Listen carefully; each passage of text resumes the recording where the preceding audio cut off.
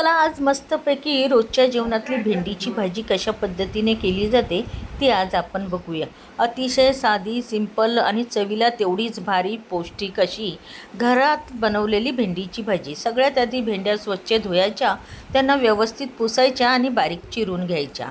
आता एका पॅनमध्ये आपण तेल टाकलेलं आहे, त्याचबरोबर थोडेसे जिरे, कढीपत्त्याची पानं आणि कांदा टाकून घ्यायचा आहे। व्यवस्थित असं सगळे जिन्नस आपल्याला परतवून घ्यायचे। मस्तपैकी तेलामध्ये हे जिन्नस परतले की त्यामध्ये आपण टमाटर टाकून घेऊया। भेंडीमध्ये थोडासा आंबटपणा असेल तर ती चवीला जास्तच चांगली लागते। टमाटरसुद्धा आपल्याला व्यवस्थित तेलामध्ये फ्राय करून घ्यायचं आहे।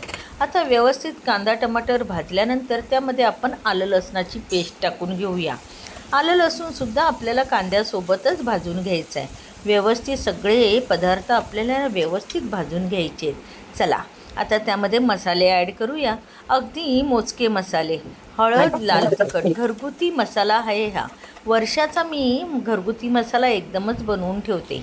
आता हे लाल तिखट हळद टाकून झाल्यानंतर चिरलेली भेंडी आपण ह्यामध्ये घालून घेऊ। चवीला मीठ घालून घेऊया।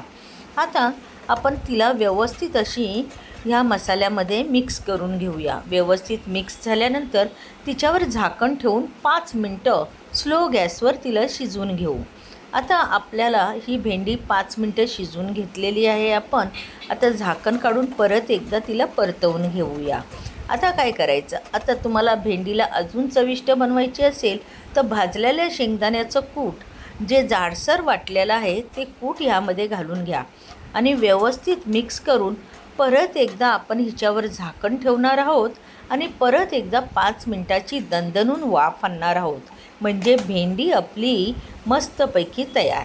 बघा, खूपच सुंदर अशी भेंडीची भाजी तयार झालेली आहे। तुम्ही ही भेंडीची भाजी तुमच्या किचनमध्ये नक्की बनवा।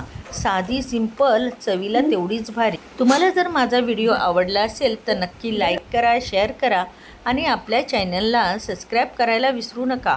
ही भेंडीची भाजी नक्की तुम्ही तुमच्या किचनमध्ये बनवून बघा, तुम्हाला नक्कीच आवडेल।